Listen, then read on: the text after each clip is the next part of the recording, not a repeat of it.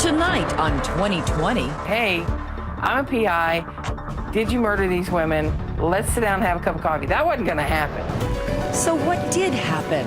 2020 on the hunt, but for a sun-bleached ladies' man or a lady killer? They all felt like it was homicide, that she had been killed. Felix Vale's first wife mysteriously drowned. 2 other women now missing for decades. But are there even more? The problem was that we didn't have a body. Without a body, you really don't have a crime. Tonight, 2020, in partnership with the Clarion Ledger USA Today Network, on the road and the river to investigate 3 cold cases decades old. I look like my mom or am I me? I was looking for any evidence I could find. And they don't get any colder or stranger. She opens the front door, and here comes this machete just clank on the floor. Then another machete clanks on the floor. Oh, wow. From the summer of love to the summer of now. Felix, what happened to Mary? What about Sharon? Annette? All the pieces of the puzzle, only now coming together. Home movies. What was really hidden in a padlocked attic? Don't touch it, call the police. A near-death recording. And he said, I really did it. I really killed her. And the mom turned private eye who tracks down the man in the middle. I said, do you ever see her anymore? His eyes turned black. Boom. They turned black. But are they the eyes of a killer? Felix, did you murder those women? The last one to see them. Good evening, I'm Elizabeth Vargas. David is away on assignment. Tonight, what authorities say is one of the oldest cold cases ever to finally make it to trial. 53 years in the making, with lawyers actually in court today for a pretrial hearing. 1 dead woman and 2 missing, along with grief and questions that have never gone away. So in partnership with the Clarion Ledger USA Today Network, 2020 has just come back from 8 different states looking for those answers. Jim Avila kicks off our search in the dark, murky waters of the bayou.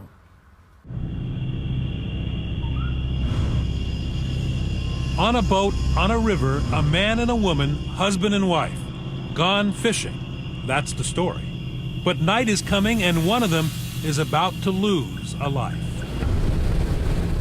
So we're getting close here? Yeah, we're getting close. This is about a mile from it. Before this mystery ends, there will be 3 missing women. All last seen alive with the most unlucky of husbands. 3 lost women, forgotten, but for a fearless private eye in Texas. I'm a hands-on girl, you know. With a burr under her saddle and a recorder in her bra. You've had a lot of women. I don't know. A relentless reporter from Mississippi. This is my lair. This is where I work on my computer and work on cold cases. And a grieving mother who got a crazy idea and just could not let it go. It just feels like this is my duty to make this happen. The very first thing she asked me was, would you be interested in writing about a serial killer living in Mississippi? And I was kind of like, yeah. Lake Charles, Louisiana, down by the Gulf of Mexico. Cajun country, Spanish moss, and long-legged egrets. A tale tangled as old fishing line, best unraveled by boat, cruising through a ship graveyard. It's right up here on the right. Our guide, investigative reporter Jerry Mitchell. He's already had a long career uncovering Old Testament evil in the Deep South. Stories like the Mississippi burning murders that led to the conviction of Klansmen. There it is. This is it. Okay, this is where it is. His latest work appears in the USA Today Network documentary series called Gone. It's about the case of Mary Horton Vale, haunting the Louisiana Delta since 1962.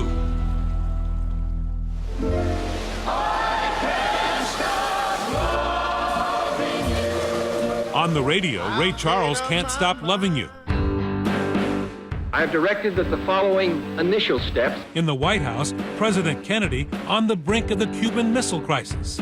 And soaring somewhere high overhead, John Glenn, the first American in orbit. Back on Earth in Lake Charles, Mary Horton and Felix Vale have only just begun living the life. All smiles and home movies the dashing Felix sporting a fedora just a few months before it all went bad. Mary had been the high school homecoming queen in Eunice, Louisiana. Tiaras and parades. Her home movies reveal a real looker with Southern charm. One of her biggest admirers, Mary's little brother, Will Horton. Mary was one of those people, when she walked into the room, she made everybody feel good. She was kind of this larger-than-life girl that everybody loved. She was a beauty for sure. Yes. Classmates and sorority sisters remember those college days at McNeese State with Mary like it was yesterday. Not only pretty on the outside, but pretty on the inside. People really were drawn to her. Felix works in a chemical plant, and he has plenty of chemistry after work, too. Very nice looking man. Yeah, she just kind of fell in love from the get-go. I had one woman tell me that Felix Vale looked like he'd been kissed by heaven. He had this charismatic aura. Funny thing about Felix, though, I think Felix was the bad boy. Mary's friends say they didn't like him much. Can't remember why. For some reason, we didn't care for him. I do remember that. Now in the fall of '62, after a year of marriage, Mary and Felix have a baby, Billy, and some unexpected good news. And they thought, or she thought she was pregnant again? She did. She thought she was pregnant again, told her friends she thought she was pregnant. Were they happy at the beginning, do you think? Oh, absolutely. The family was beginning to start, you know. But behind those backyard smiles, something dark. One of her sorority sisters remembers a mysterious premonition. I remember in the dorm that Mary had always told us she was going to die young by drowning. I've never forgotten that. One Sunday evening, Felix gets the notion to take Mary fishing out on the river. They stay out late, past dark. Something until this day, her brother says he can't figure out. Can you tell me a little bit about the fear of the water? You could go in a swimming pool. She was fine as long as she could see the bottom. You call that dark water down here, right? Dark water. And that means you can't see through it. And yet, there's Mary. You can see her in your mind's eye, all those years ago, dutifully cruising up that corkscrew of a river with Felix. Then, Mary's fear comes tragically true. Felix describes a freak accident. He says Mary spots a stump in the water. He swerves to miss it, throwing her into the river.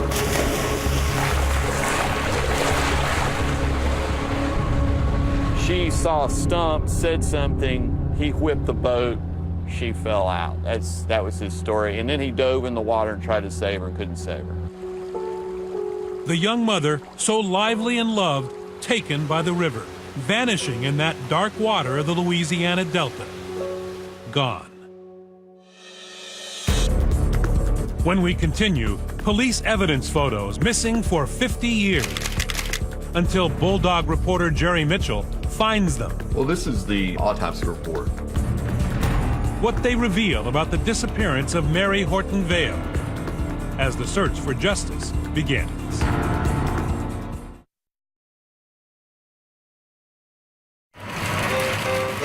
Hank Williams sang about jambalaya and crawfish pie and filet gumbo. Jambalaya, crawfish pie, and filet gumbo. But it's not all big fun on the bayou. Well, this is the autopsy report of Mary Vale. Investigative reporter Jerry Mitchell has been dredging up a secret that folks here in Lake Charles have been whispering about for a half-century. The death of Mary Horton Vale while out on a boat with her husband Felix in 1962. Ruled by the coroner an accidental death. But now it's all being reeled up through the depths of time into the daylight. Did his friends and the people around believe the story that he had been out fishing? The people I talked to didn't believe it. His neighbor, who was a fisherman, he was like, I never went fishing with Felix. He had a water skiing boat. He didn't have a fishing boat. The local Lake Charles American press covering Mary's death, the search for her body, shadows of doubt falling on her husband even back then. Deputies said Felix had been unfaithful to Mary. Her brother Will Horton says she was ready to leave him. Even though back then divorce was an ugly word to use and looked down upon. I think she was leaning strongly in that direction when she died. With Mary lost in the river, you might think Felix would be frantic to find help. But deputies say he took the time to go miles downriver. According to the deputy's report, he passed the lighted tugboat, didn't like wave it. Hey, you know, I need help. My wife's just drowned. And there were other lighted places, but he went more than 5 miles all the way back to Lake Charles. Before he said anything? Yeah, before he sought help. And then there was the life insurance. Always the life insurance. 2 policies worth $500,000 in today's money. One taken out, paid in full, just months before. And then 2 days after she disappeared, Mary's body is recovered, still dressed in her sorority sweatshirt. Where they found her body was about where her body went down. It's right up here on the right. In his quest to find out what really happened to Mary, Mitchell discovers that most of the police records have vanished. In fact, the most important evidence in the case came from a civilian who was on one of the boats that found Mary's body. 2 gruesome photos. These are photographs he had held on to for like more than 50 years. These photographs raise 1,000 questions. The odd positioning of the body, the existence of oil stains on her clothes. Experts later say it does not seem to fit with a drowning. And perhaps most importantly, the photos reveal something quite dramatic that to investigators today make Mary's death look less like an accident and more like a murder. She has a scarf in her mouth, like 4 inches into her mouth. And there's a bruise on the back of her head. The theory of the deputies at the time was that Felix Vale may have hit his wife with an oar. Mary's brother Will says Felix seemed to handle the catastrophe remarkably well. If I'd have been in that situation, I'd have gone running to my wife's parents saying, "Oh, forgive me, please. I'm so sorry. I should have never put in that boat. It's all my fault." I never saw anything remotely similar to that from him at all. And that was the first warning sign, I guess you could say, that I saw. Instead, what was his attitude? He was somber, but he was silent. Mary's sorority sister Judy Turney drove Felix to his wife's funeral. He just seemed to be very flippant and not in mourning at all. And here's something that still galls. Even after Felix collected insurance money, he failed to pay the funeral home. He got money, enough to cover the funeral, and never put a penny towards the funeral. His own wife's funeral. Felix was arrested for 3 days. I think we all suspected Felix from the get-go. The prosecutor brought the case to a grand jury, but then dropped it, and Felix Vale moved on with his life until his past and Jerry Mitchell caught up with him 50 years later, finding a damaging witness. He just started talking here about out of the clear of blue about Mary and calling her his ex-wife and Wesley Turnage. He says on the way to work one day, a year after Mary died, Felix told him something so bold and incriminating, investigators had to hear it for themselves. he said, well, that damn wanted another baby. Thought it might help save our marriage, but said I didn't want the one I got and I sure didn't want another one. He said, I fixed that damn she won't never have another one. And right then I knew that I was sitting beside a murderer. It wasn't just Wesley Turnage. Mitchell found other witnesses who say Felix Vale confided in them. The reporter led prosecutors to Robert Fremont, who befriended Vale in Southern California during the late 1960s. He talked about something about a lake and a boat and, you know, all this stuff, and, you know, he killed his first wife. I thought it was maybe some kind of BS story, but the second time he told me, it was very graphic, and it, you know, it really troubled me. What did he say? It sounded like he whacked her on the head and threw her in the water. Unfortunately, neither man reported those conversations to police at the time, and Felix went on to marry again. What are the chances something suspicious might happen to his new wife? Stay with us.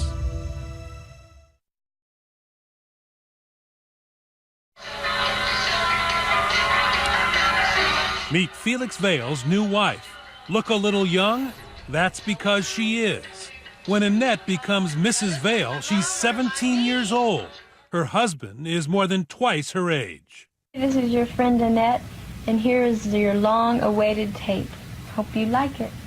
Annette is a headstrong, energetic teen who writes poetry, plays guitar, and sings.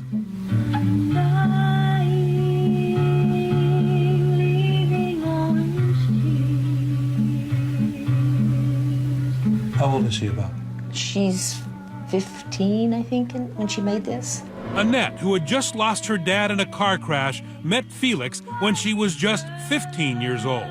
He was driving his motorcycle through her neighborhood and stopped to chat up the high school girl. Annette's mother, Mary Rose.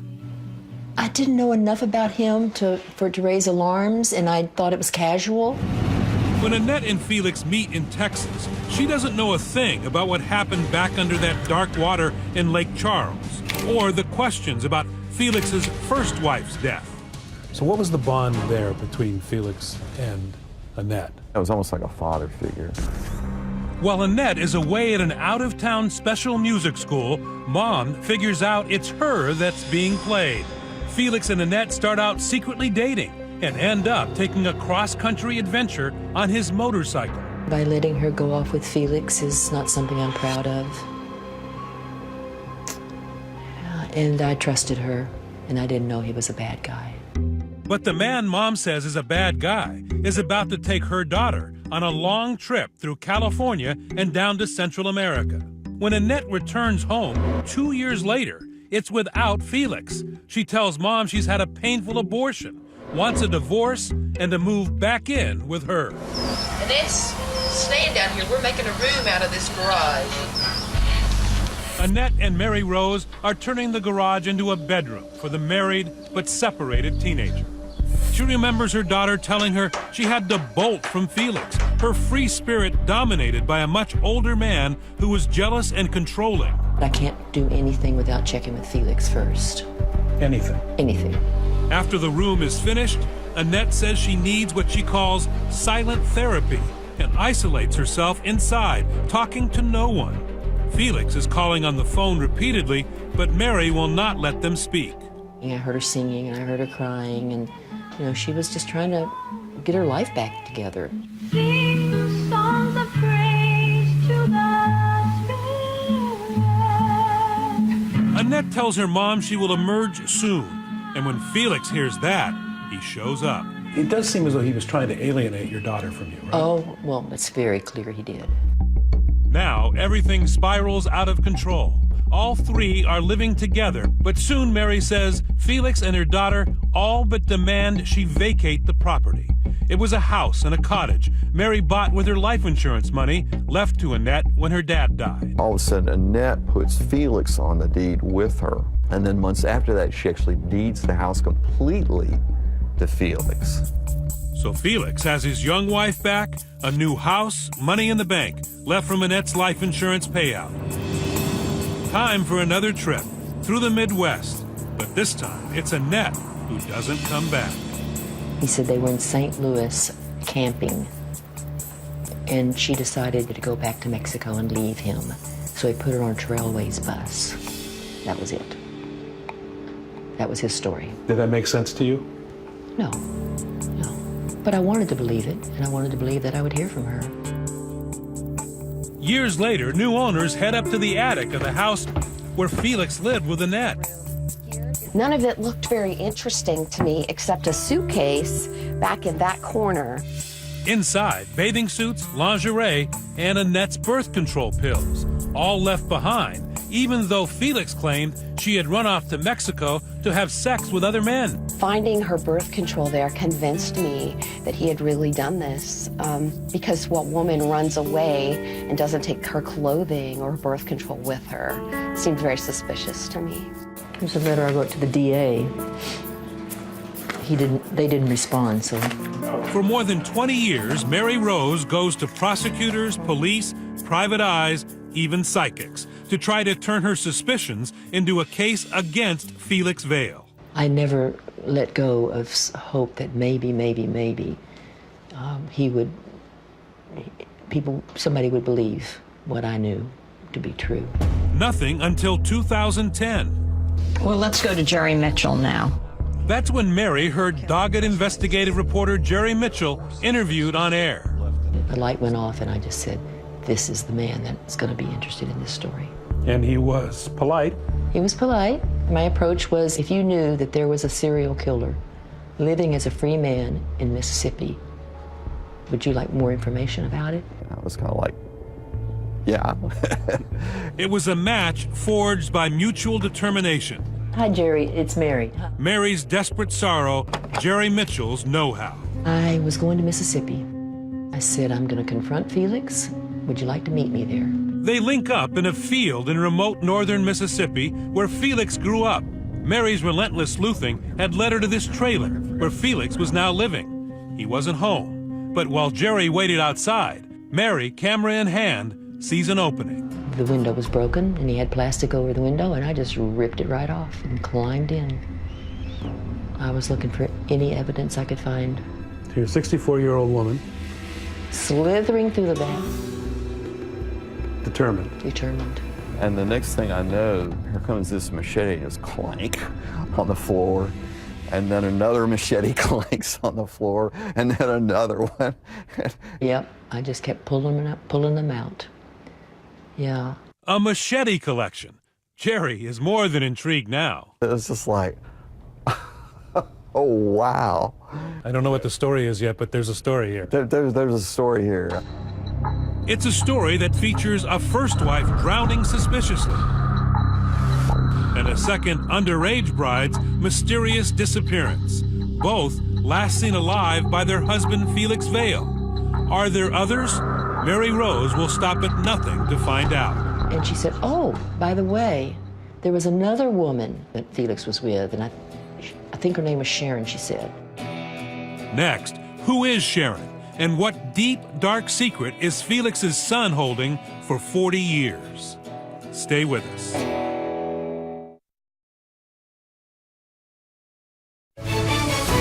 2020 continues in partnership with the Clarion Ledger USA Today Network. Felix Vale, suspected of murdering his first wife, is leaving the winding dark waters of the Louisiana Delta for a completely different lifestyle. In California. It's the late 60s, and Felix has decided to tune in and drop out. His young and now motherless son, Billy, says Dad is going through more girlfriends than I can count, eventually discovering a 21-year-old fresh face named Sharon Hensley. Her brother, Brian. If anyone would describe her, the first word that comes out of their mouth is beautiful. 8-year-old Billy was obviously plenty for Felix to handle on his own. Kids didn't exactly mix with Daddy's hippie lifestyle. But Sharon is willing to help. A Midwestern beauty with the looks of a model, the legs of a dancer, and a wholesome North Dakota sensibility. Oh yeah, she was very popular with the boys. She was dated the quarterback in high school. But it all seemed to bore her. California beckoned. She met Felix at a party in San Francisco, totally changing her life. Neither had jobs or a home, hitchhiking the coast, stealing from orchards to eat, dropping acid. Young Billy is in tow. He's not in school. He's not in school. He's wearing hardly any clothes, right? Yeah, his only possessions are shorts and a sleeping bag.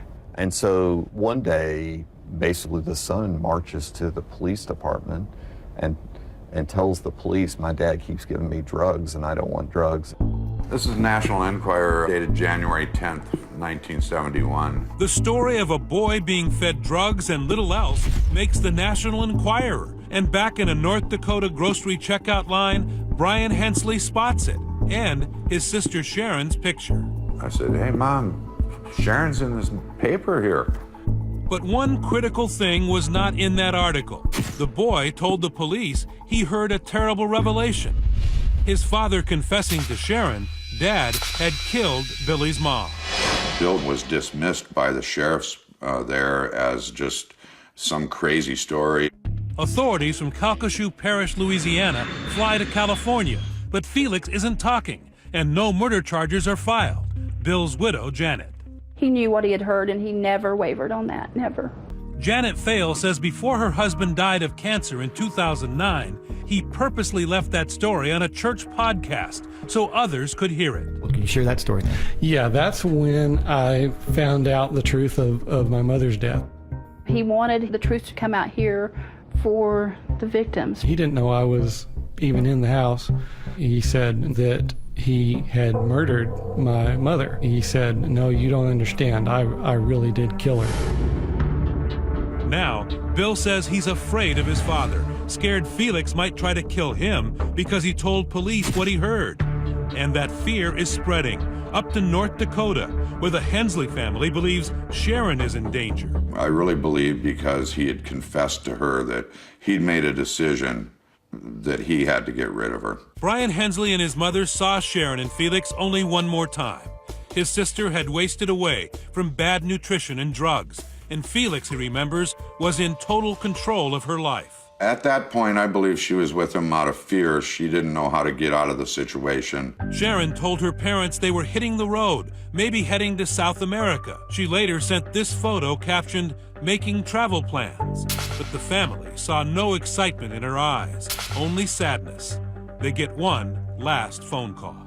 When my mom got off the phone, she told my dad, "Sharon's in deep trouble. She's crying out for help."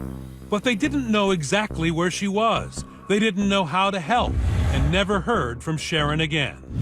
If you're counting, that makes 3 young women gone, last seen alive with Felix. His story about Sharon's disappearance spelled out in a letter to her family, a letter that makes as much sense as the acid trips he likes to take. I haven't seen Sharon. Last I saw her was about a year ago.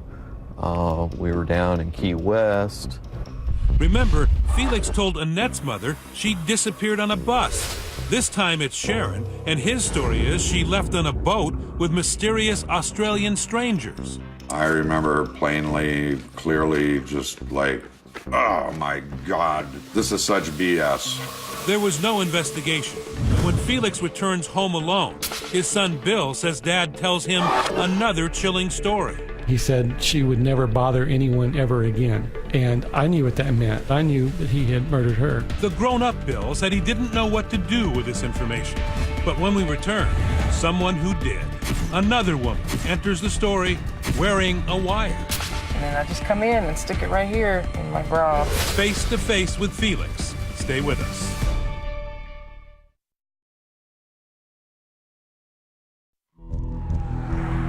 Texas private eye Gina Frenzel just can't pass up a good murder mystery. Her favorite author is John Grisham. When one night she stumbles onto Jerry Mitchell's ebook, Gone. It's just 99 cents on her Kindle, and she bought the ride of her life. I thought, well, nobody just disappears. She's part super sleuth, a la Melissa McCarthy in Spy. Nancy, I know, but I'm in deep and I'm getting such good intel. Part superhero, at least if you go by her nickname, Batgirl, a moniker earned after she showed up at a Halloween party and didn't get the memo. I was the only one that dressed up. I dressed up as Batgirl. So it's just a fun little thing And do people call you that now all the time? No, all the time. I can't get away from it. And you even wear a necklace? I do. Her specialty, getting people to talk. Gina offered to help Jerry Mitchell with his story, and the fact that Felix Vail hadn't talked to anyone in years didn't dissuade her. When she finds out he lives just an hour and a half away, the keys are in the car, whether he likes it or not. When it comes to finding out the truth, I'm not worried about a trespassing citation. And she's dressed for success. You weren't wearing the normal clothes you wear. No, I wasn't. I was wearing a black sundress, and it was very low cut. And then, of course, I have to wear it in front of a suspected serial killer, Right. But it probably didn't hurt. This lot here is where he lived, right? Felix is living in a shack with no running water. Years earlier, before he lived there, there'd been a suspicious fire. Gina uses that fact to her advantage. I knew I couldn't walk up to Felix and say, hey, I'm a PI. Did you murder these women? Let's sit down and have a cup of coffee. That wasn't going to happen. I'm going to tell him I am hired by an insurance company to investigate this fire. And that's going to get me in his door. And I knocked on his door. He looked a little put off at first, and then I told him why I was there. And then he was perfectly fine to come out and walk around with me. In her ruse of investigating the fire, she takes these photos, including a rare image of Felix in his 70s. She says he's been living like a hermit. He said, well, I'm gonna come inside. And I was like, okay. And of course, I'm immediately, where can I get out? And there was no place to get out. There's this big plastic Rubbermaid tote. And on top of it's a little toolbox, and there's a hacksaw and a hammer right on top of it. And that's all that's going through my mind was, holy crap. 20 minutes later, Gina excuses herself and is out the door. But she's laid the groundwork, and 1 week later, she's back. Heart beating a little bit that time? Yeah. What are you worried about? Well, I was nervous for my safety because I was going to try to get a little more in-depth in conversation with him and engage him. This time, she gets a warm welcome. He comes around, and as soon as he saw me, he just lit up. He was grinning and genuinely happy to see me. And unlocks. So then you know you're in. I knew. Gina tells him she needs to take more photographs, but he has no clue she's got her audio recorder rolling too. You also hide your recorder. Yes. In a very interesting place. I just come in and stick it right here in my bra. Ready to go. You can't see it. You can't see it. You don't know it's there. I know it's there. They speak for the next 6 hours, sipping wine in the small room with no bathroom. And there's another problem. He had some wicked BO, so you just hope you don't hurl. Felix thinks he's made a new friend, maybe more, and starts spinning long-winded stories about his philosophy of life. As long as your ego is the main power in your brain, it is not going to let the spirit have equal power, equal time, anything. I mean, he's crazy, but nothing makes sense, you know? She says she's bored stiff, but feigns interest in order to gather the clues. He has in his mind that he is the perfect specimen of a human being. I thought to myself, if I play off of that mentality... I'll be honest with you, I like talking to you. I'm fascinated by this whole ego, you know, and understanding it. Gina gets him to open up, but he never directly confesses to anything. No smoking gun. The most telling tidbit, she says, is this one, when he seems to admit he knows a lot about killing. He doesn't know how much I know about killing myself, you know, about killing people. Yeah, that was pretty Strong, huh? interesting. So your eyes must have lit up at that point. A little bit, yeah. Another alarming moment when Gina asks him about a woman he's been discussing at length. He won't name her, but she thinks it's the still missing Annette. I said, do you ever see her anymore? And man, his body language completely changed. His color went, he stepped towards me, and his eyes turned black, and it was all instant. Man, I hit a nerve. Felix tells Gina that he's been with hundreds of women, but it's been a while, a situation he seems bent on curing. I was worried that I could only take it so far without him ready to jump in the sack. There would be one time I made one statement and he thought, oh, let's have sex. And he goes, you want to have sex? I mean, he's ready to get up. And I'm like, whoa, wait, I don't know you that well. He, in fact, thinks you're his girlfriend at some point. Yeah. But I'm thinking to myself, I don't know what the hell you think's going to happen, but it ain't. Gina visits Felix 4 times. No physical contact, except for their goodbyes. He hugged me. And I thought, oh, crap. And it caught me off guard because I'm worried about my recorder right here. And he was feeling up my back, not like super pervy, but a little on the pervy side. And I was like, whatever. You can cop a feel if you want, but that's all you're getting, you know? He never said a word. He just wanted to cop a feel. And I was just like, you panicked for nothing. That unbroken trust proves important later when Felix asks Gina to do some chores for him in his house when he's not there.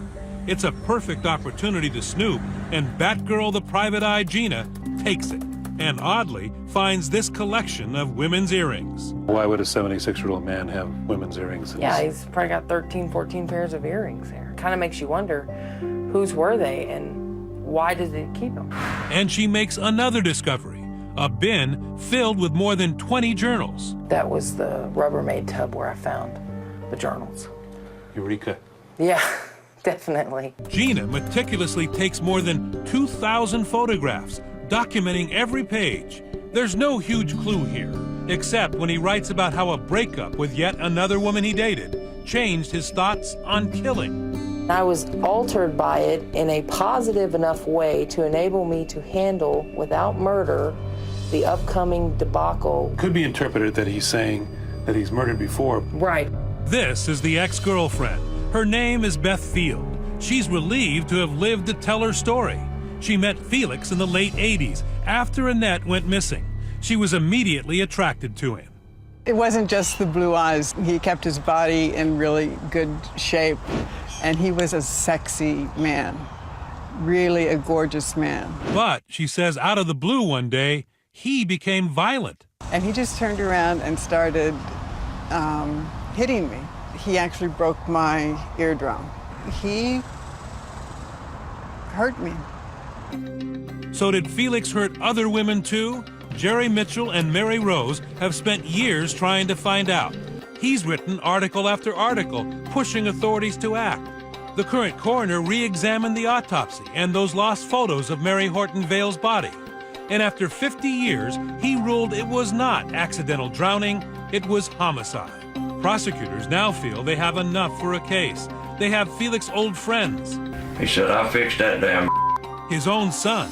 He said, no, you don't understand. I really did kill her. Next, this cold case finally catches fire, and the police are closing in. Is this the end of the road for Felix Vale? I had this phone call from the sheriff's office. I hooped and hollered and danced like I've never danced before. Stay with us.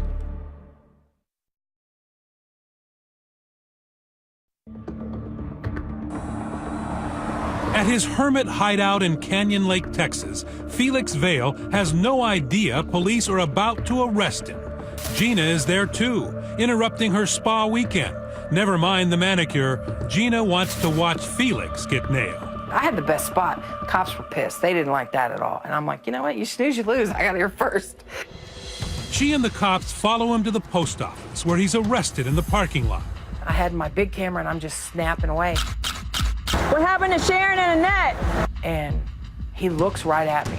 And I thought, well, he saw me. He knows it's me. Big deal. Game over. Felix, did you murder those women? Jerry called me and said they got him. I hooped and hollered and danced like I've never danced before. Today, he sits in the Calcasieu Parish Jail awaiting trial on charges of second-degree murder. And although Felix Vale is accused only of killing his wife, Mary, the disappearance of his companion, Sharon Hensley, and his wife, Annette, loom large. The thing that all three women have in common is the fact they were all last with Felix Vale. I know of no other circumstance or no other occasion anywhere where this has happened. District Attorney John DeRosier says the fact that the Louisiana Supreme Court will allow the disappearances of these two other women as evidence in this trial is highly unusual. So this is a cold case, pretty much been put to bed and closed. Why do you believe this case can still be successful? Time is a double-edged sword sometimes. Witnesses disappear. Witnesses die. It works to the benefit of a defendant. However, in this case, over a period of 50 years, people tend to talk. Do we know the whole story about Felix? That's the big question for me. If he is guilty of these women's murders, are there others? Are there other women or other people that disappeared too? Felix pled not guilty, and his attorneys say he didn't commit these crimes or any other, and he blames his entire prosecution on an overly zealous Jerry Mitchell. People have disappeared and shown up 50 years later more than a few times. I would not be surprised if